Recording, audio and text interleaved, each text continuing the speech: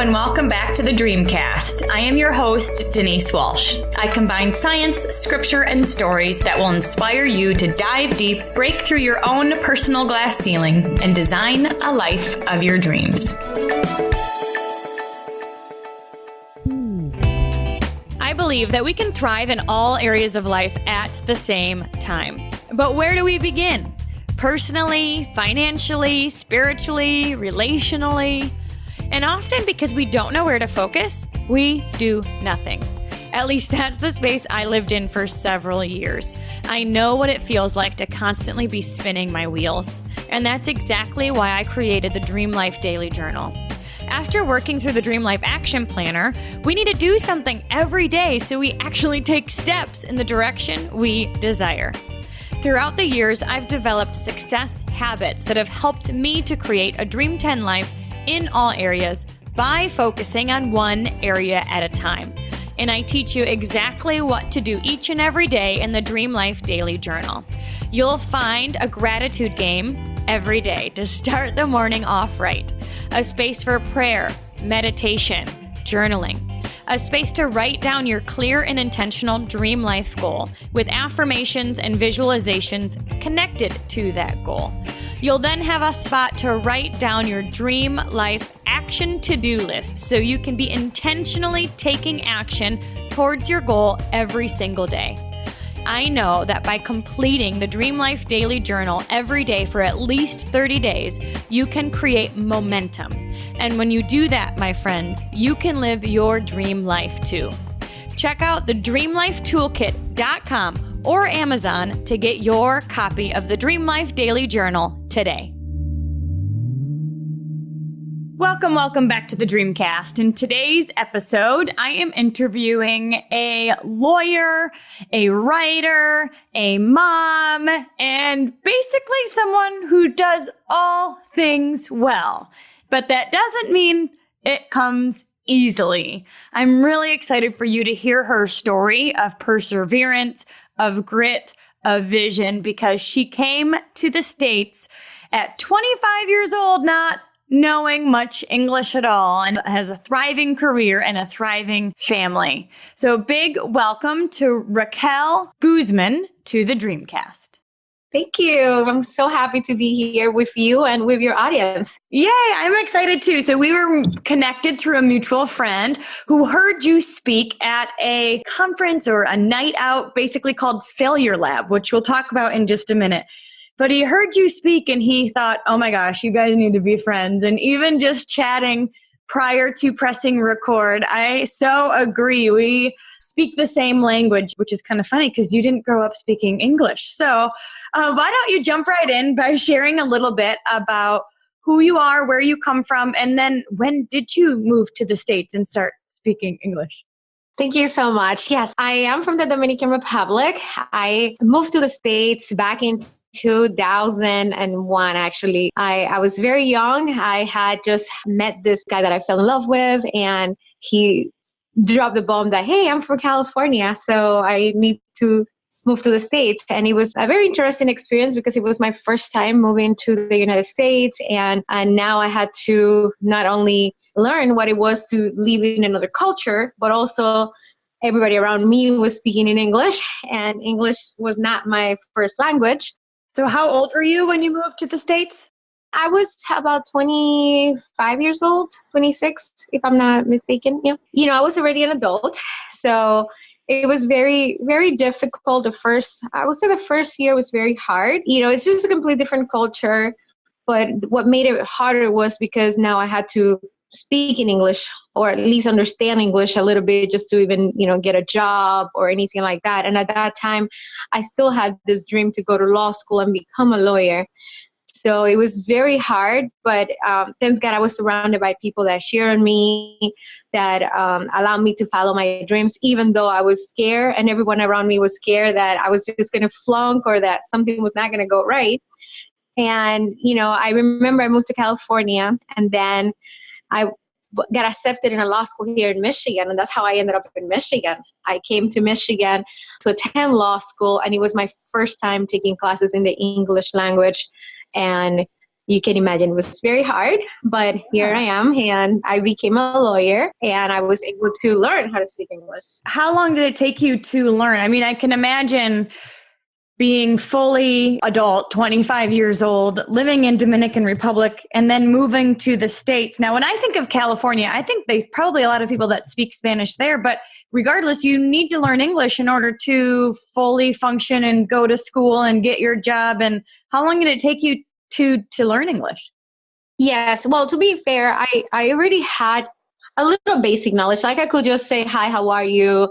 And I knew a little bit, those things that you learn when you're in school, like the same way here when you're in the United States, you can take some classes in, like in Spanish. Over there, I took a class in English, but it was very basic. So my first year living in California, I learned a lot because I was working at a hospital where I had to speak English the best I could. And I was just surrounded by people that forced me to speak English. So when I went to law school, that's when I realized that I didn't know a lot of English. You think you know until. Exactly. I thought I knew English at that time. And then, I had to write, and it was very hard. I remember I got a dictionary that I had to translate a lot of the words. I just didn't know many of the words. I didn't even know what they meant. It was like it's like another language. Not only I was learning in English, but also had to learn the legal language. Right, which is probably difficult for somebody who does know English regardless, right? Mm-hmm. Yeah, so that was very hard. And it took me, I remember my first whole semester in law school was very hard. I wanted to give up every day. People were making fun of my pronunciations. I remember having one of the professors come and talk to me because my writing had so many words that were misspelled, or the grammar issues were bad. But I was doing my best at that time. So the good thing was that by the end of my first semester, I had worked so hard every single day. I remember I will be the first one in the library. I will get there around 7 a.m, and I will be the last one at midnight to get out every day for a whole 6 months. And if you were to ask me, I not only had the drive because I really wanted to be a lawyer, but I was more concerned because that for me to go to law school, I had to take a huge debt. I had to sign a lot of papers for my first semester. And all I could think was like, how am I going to pay all this money back if I flunk, And I had that pressure on me. But also I was like, I left my daughter in California so I could come to law school, and I can't just go back with my hands empty. So I worked really, really, really hard every day. And then as everything, once you immerse yourself completely into something and you lower the guards and surrender, I think that things happen. And that's where I found my magic. I just decided, you know what, I'm here. I'm just going to work as hard as I can. I'm not going to find excuses, and I'm just going to do it. Wow. And that's what I did. You had a really strong why. Now, you mentioned that you wanted to be a lawyer prior to moving to California.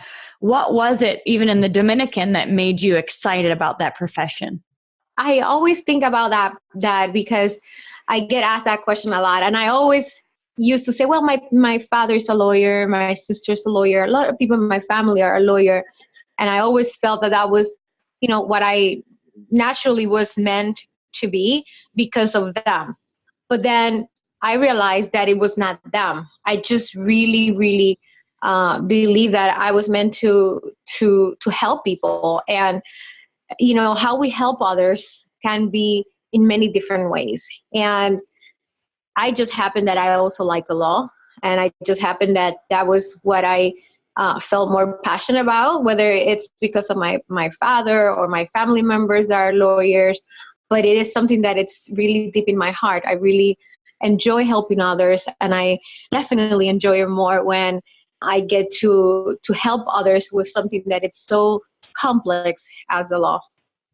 Okay. So we always say you cannot be what you cannot see. So you did grow up with seeing lawyers, right? Seeing how it worked, seeing what they did, and you thought, I could do that. And then you grew. Now, did you always think you were going to go to school in the States? No, no.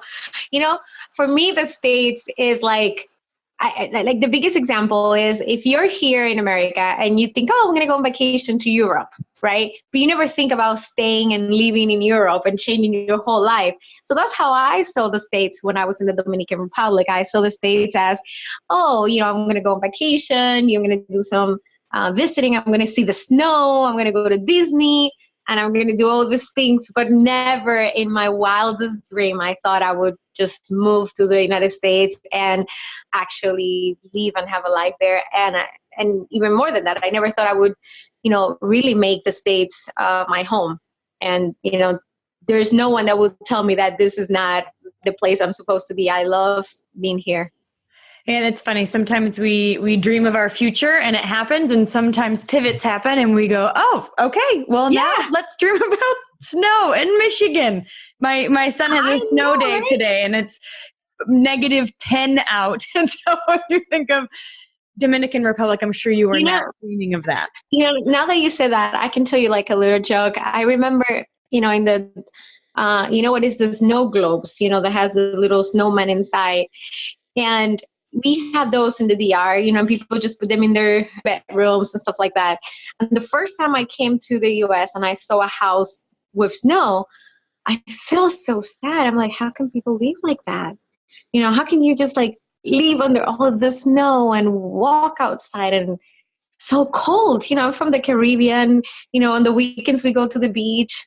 Every week we go to the beach. And I was like, how can people do that? And now I've been here for 10 years plus. And I'm like, yeah, it can be done. Yes, it can be done. And we come to the Caribbean for vacation. Yes, I know. Now I do too. Yeah, that's awesome. Okay, so you go to law school. Now, what I feel like when the first 6 months, you left your daughter in California, you come to Michigan, you had student loans, you had all of this pressure, yet all of this resistance because you didn't know the language and you had never done this before. So it was like this inner drive to succeed and to make progress, yet you were fighting a lot of barriers that a lot of people don't fight. Tell me a little bit about what you learned throughout that first 6 months. Well, the first thing that I learned was that, in your search for success, however you define that, for your, to reach your dreams, you're going to find that it's not easy. That's the first thing. It's never easy. When I wanted to start my own business, when I wanted to go to law school, when I wanted to hike a mountain, when I wanted a 5K, every time I want to do something, I realize it looks nice in my head, but when it's time to actually do it, it's hard. So now I know that everything that I do for the first time, or everything that I'm going to try, it's going to be hard. So that was one of the things that I learned. But I also learned that once you do the work, once you develop a plan and you stick to it, being strong enough to overcome the negative talks that we tell ourselves when things are not working, when we don't see the progress is coming as fast as we want them. I learned that with hard work and dedication, we can move mountains. We can overcome, we can actually reach the goals that we want. And I went through that for 2.5 long years of law school, and has been my biggest learning experience is that, if you do the work, you'll get the results. Mm. And number 3, I learned that, sacrifices are something that you have to go through them. I left my daughter in California with her dad. She was just a baby, about a year and a half old. And I had many family and friends, including my dad, telling me like, you are so crazy. Why are you leaving your daughter to go to law school? Especially because at that time I already had my bachelor's degree. I already had my master's degree, and I already was working. I had a job, a marriage, and everybody around me was like, why do you want to do something else? Why don't you just stay home with your kids? Why don't, and sometimes that made me second guess whether I was making the right decision. Do I really want to do this? Do I really, is it fair now that I have a daughter to just leave her behind so that I can go to law school? And, and it's hard because how can you explain to your dad that, yes, you still love your daughter very much, but you still want to do this, and how you overcome those things to stay focused. And that was really hard for me. But yet I was able to do it. I was able to stay true to myself and silence those other voices around me that could have impacted me.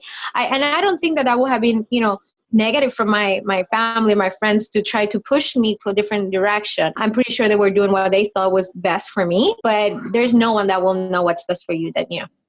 So those were the main three things that I learned through that process. Oh, so good. So the first thing, it's not easy. My son goes to, he's in second grade now, and in the hallway, there is a sign that says, "I can do hard things." And that's kind of an affirmation that I use now. I can do hard things. I'm a finisher. Anybody can do X, Y, and Z, but most people don't. That's what makes me different. Like, I can do it. I can do it. And that self-talk that you give yourself when you want to give up, when it seems bleak, when you don't really know what the outcome is going to be. Because most of the time, right, you're walking in the dark. You're in the library by yourself, missing your daughter, wondering, is this going to work? You don't know the end. We don't know the end. All we know is the drive and the desire. And that's what we have to stick with, right? And then the sacrifice is worth it. Like it's never easy, but when we stick to it, we can do it. And there always is going to be choices that we have to make along the way. But then the third one is that keeping your vision so stinking strong. So when you have those worries, snowfalls that come down and you say, that's your decision. Tell me a little bit more about what you would do. People do it all the time. They want something, but then they listen to the naysayers, or they take a step and it's scary. And so then they shrink back to what's most comfortable. You had to keep your vision so strong so that you would do the hard things, so that you would walk through the mud, so you could get to the other side and graduate and get your job. Tell me a little bit about what you did to keep your vision strong so you could stick to your truth. Yes, and it's not only when your naysayers are trying to keep you away from your dreams, but it's also when the people that loves you and that you love back are the ones that are not supporting you. So, what I did, I just spent a lot of time reminding myself, why I was there. What was my ultimate goal? And knowing that there was no other way for me to be a lawyer than to go through law school was very helpful, to remind myself, okay, if you want this, there's no way around it. You have to go through A, B, C, and D. And that was very helpful for me to understand what was my end goal. Why was I doing these things for me? Why do I needed to do this? And that helped me keep focused. That also helped me to understand also why my father couldn't see my why, or why my friends would be like, why don't you just come home? Why are you putting your family through this? Why are you doing this? Why are you doing that? You're picking up all this debt, because it was a lot of that for to go to law school. And I just had to remind myself all the time that, I'm the CEO of my life. I am the one who decides what I wanted to do. And this was what I wanted to do. And I was, just had to remind myself all the time. Mm-hmm. Keeping your why so strong, that end goal in mind, so that fire keeps burning. When did your family finally move to Michigan? Well, once I stay here in Michigan, I found a job and then I got divorced. But my daughter moved in with me a year after I was able to stabilize in my work. My daughter moved in with me, and then her father ended up moving here about 3 years after, but now we're not together. They're all in Michigan in the snow now as well. Yes, everybody now is in Michigan. Yes. All right. And so what kind of law do you practice? I do criminal defense. I help good people that has been put in difficult situations to get the best result based on the situation they're in.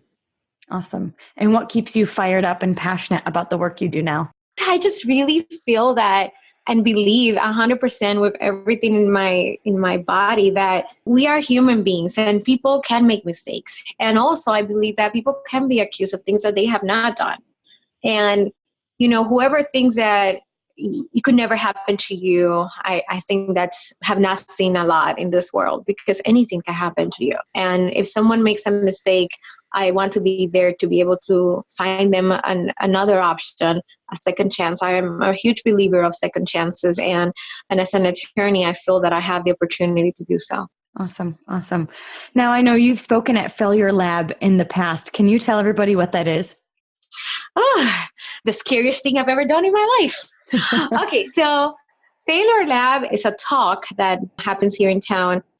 And what they do, it has about 600 people that goes at the same time. They normally do it at a theater. And basically, they ask you to speak for 15 minutes about a failure, something that you did that did not work.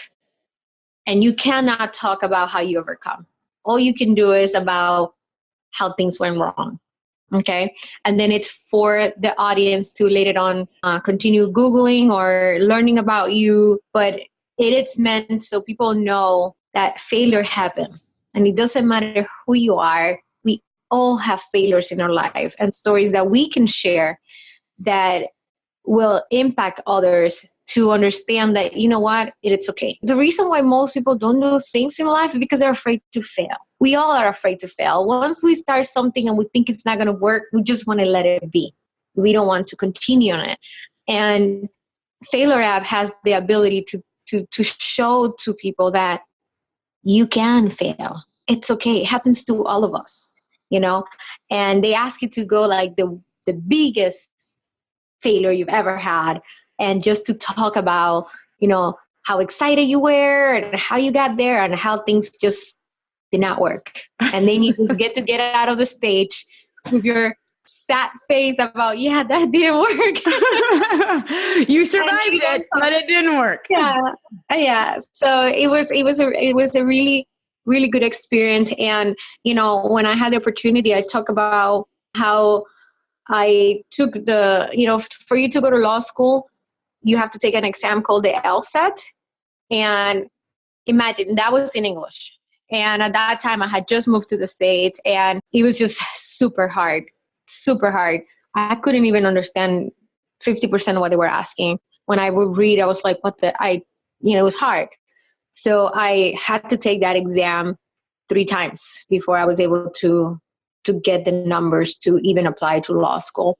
And, you know, I had to go there and explain, you know, how hard I worked and how I took the exam the first time and, you know, I failed, and then I had to do it again and I failed, and then I studied again. And that's all they knew. That's all they knew. It was up to them that's all they knew. Google you. Did you make it? Did you make it? Yeah. But I think it's true. So many times people see the stage, you know, they see the end product. They see you on the cover of a magazine, which I know you recently were on a cover of a local magazine here. And they see the success story, but they don't see the library days. They don't see eating crackers because you're studying all day long. They don't see the fact that you're doing your homework and you're reading with a dictionary next to you, looking up every other word because you don't even know what it means. They don't see the grind. They just see the success. Mm-hmm. And I think something like Failure Lab just gives people a glimpse into the grit that it takes in order to see something till the end. Yes. And as you said, you know, it is so easy for people to see the good part of it. But when the bad things happen, you know, and all the things that get you to there, they don't see it. They don't see the long nights. They don't see the hard work. They don't see the tears. They don't see the self-doubt, you know. I always said they don't see the pile of debt. You know, they don't see all the times that I wonder, like, okay, is my daughter okay? Am I a bad mother? Am I doing this? Is this wrong? Should I be home with my baby right now? They don't see all that. And you know, that's why it's important to also share those things. It's important to be vulnerable. It's important to show people that, you know, if you want to get to D, you have to go through B and C, you know, and B and C are going to be painful. And it's, you know, you're going to second guess yourself. But things do not happen unless you do the work. And that's where you grow, right? I mean, that's where you learn those lessons. That's when you dig down deep and figure out what you're capable of. And do you think your daughter's going to be a lawyer now as well? Mm-mm. I would love for her to become a lawyer. But every time that she has talked about it, she doesn't seem pretty thrilled about it. She wants to be more in the health field, and I am happy to support her with whatever she decides. But I always tell her, if you want to become a lawyer, I'll help you pay for the school. If you do something else, you're on your own. Well, we have a lot of medical stuff in the Grand Rapids area as well. Yeah, I think that has also helped her. You know, I always thought she was going to go to school, move to New York or a big city, because she always mentioned that she wanted to do that. But I think as she grows, get to have more friends here, and we live in such a vibrant city, she might as well just want to stay and make a difference here. Awesome. Awesome. Now you're writing a book. Is that what I hear as well? Yes. Yes, All right. I am. So isn't this hilarious? At 25 years old, you come to the States not knowing a lick of English, and now you're writing a book in English. I know, right? Yes. So what is your book about? My book, it's about overcoming challenges and finding the time to do the things you want in life. And, in order to do that, you have to identify what you want. So I want to be able to inspire people to be the best they can be, but also at the same time to take time to enjoy their success. I work in a very demanding career, and I work with a lot of high performance folks who can be so focused in just work, and not taking time off to enjoy their fruits of their labor and enjoy their families and enjoy their lives. So I consider myself a work-life balance ninja.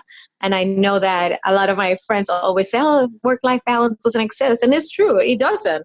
However, there is a way to find that balance. And the balance is whatever you define that to be. For some people, my balance might not be the same one as others. But we do have to find a way to find time for our families, for ourselves, and for the things that we like that are outside of work.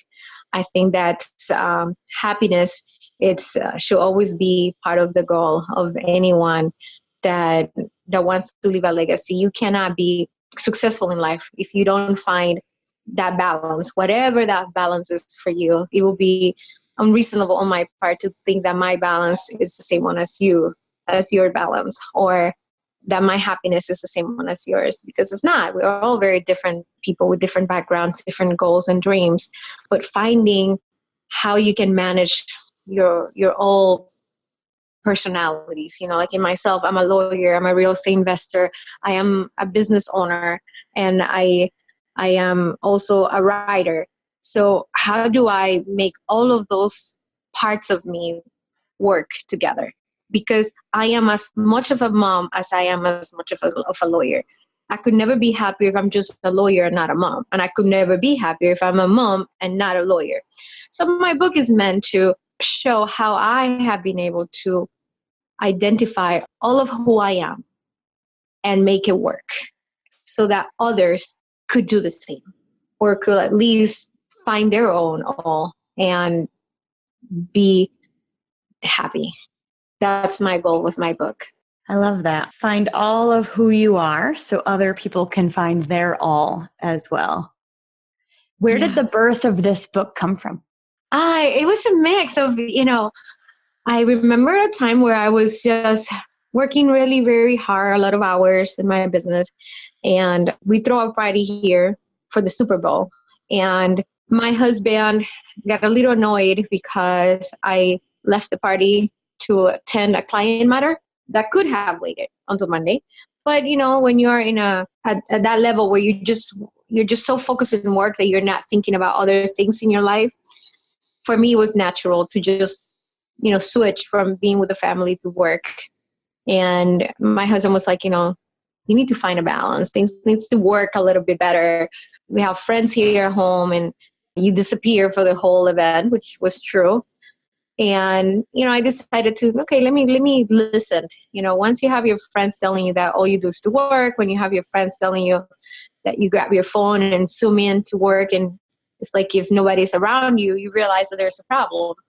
And I started like being open-minded about it and be more intentional and more focused. And then I realized that a lot of people around me were in the same situation. There were great stories about how they overcome their lives, how they overcome all the challenges, how they have sacrificed things to be where they were, yet they were still lacking finding a way to make it all work.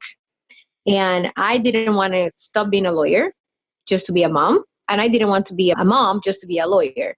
So it was like, I am all of that. I am a wife, and I want to have a wonderful relationship with my husband. I want to be a mom, and I want to be as present as possible. I also want to be a great mom. I wasn't sure if I was being a great mom just because I was providing for my daughter, but not necessarily I was being present as I should have, or as I think I should have, or as I wanted to be. So when I realized that it is a problem in our society, or at least with a lot of the people that I know in my industry. I also realized that it happens more often than not. And I started doing research about it and realized that, this needs to be said. And I'm hoping that when people read it, understands that it is possible to manage who you are together with all the things that you are.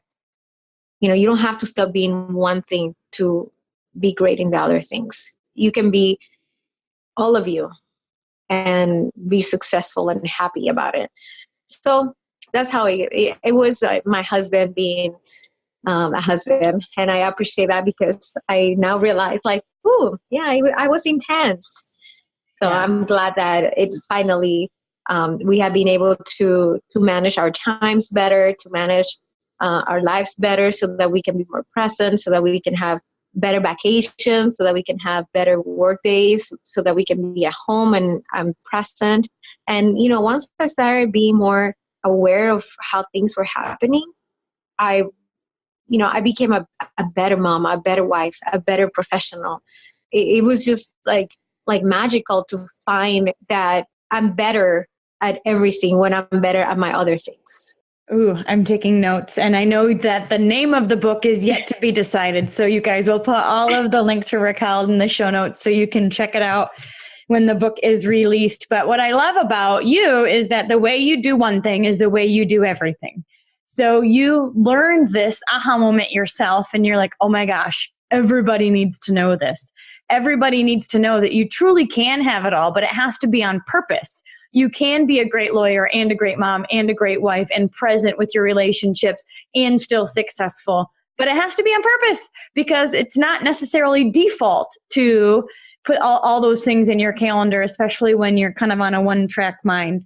And when you decided, all right, I have this aha moment, I'm transitioning my life or I'm evolving in my life, I want to share that with others, you wrote a book. And I know from experience that writing a book is not as easy as it kind of sounds, like sit down with the Word doc, right? There's always things that get in the way. There's mud that happens, even if you're self-publishing, let alone working with a publisher and all these things that happen along the road. So I just want to acknowledge you because you can tell that you are someone who decides what you want and then you keep your own fire lit because you know that what you're doing is not just for you, but it's going to have that ripple effect and it's going to touch everybody that's in your area. It's going to continue to impact all around. And to have that aha moment and then write a book about it is going to have that same ripple effect as even you as a lawyer. So good work. Thank you. Yeah, it's been a very, very, very time-consuming experience writing a book. But I also have been taking my time. There's no rush. I just want the book out just because I want to be done with the project so that I can impact other people's life with it. But at the same time, I want this book to be me. And that was the main reason why I lost my first year writing, because I was so much paying attention and worried about, oh my God, if I say this, what are people going to think about this? Oh my God, what if I do this? Oh my God, what is this? And then I was like, you know what? No, this is me. And I'm very vulnerable with the book. And I express a lot of stories that some of them, when I read them, are still very hurtful in my heart. But it is me, and as I was able to just let go of all these things that were in my head as to, oh my gosh, what if I say this? What people are going to think about me? I realized that I'm just a human being.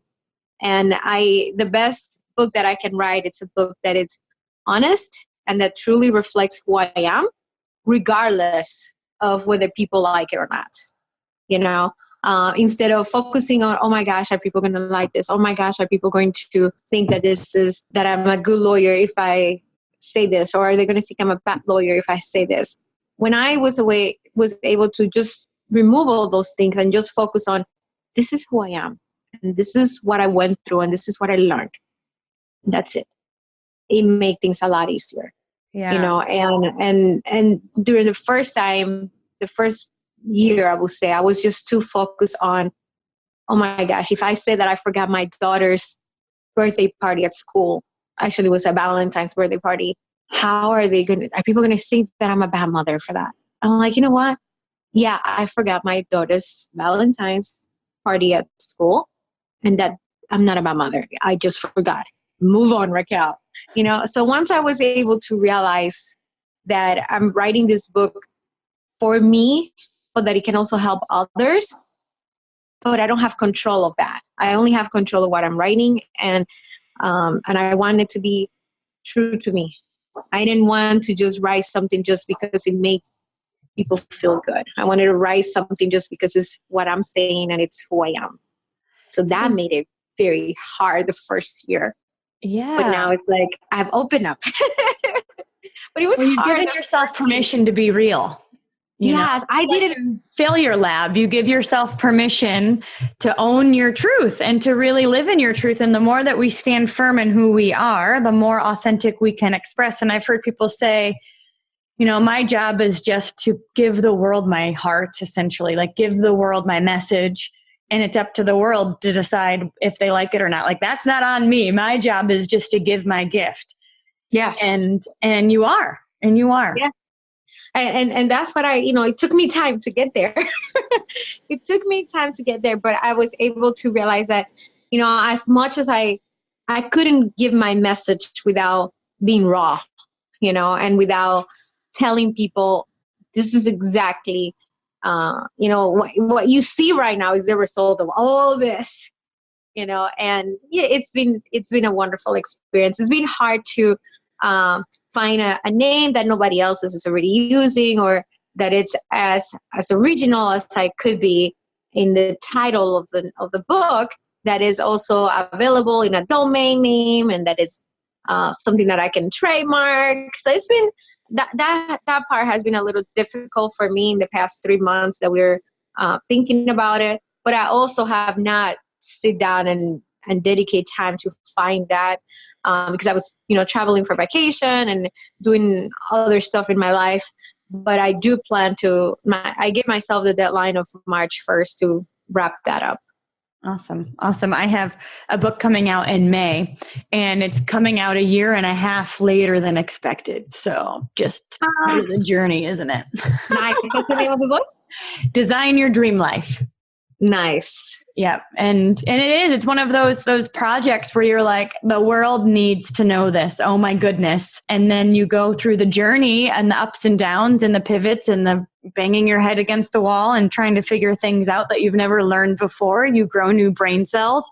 And the beautiful thing is that that's how we evolve, and you kind of come out on the other side different and better and more experienced. Yes, definitely.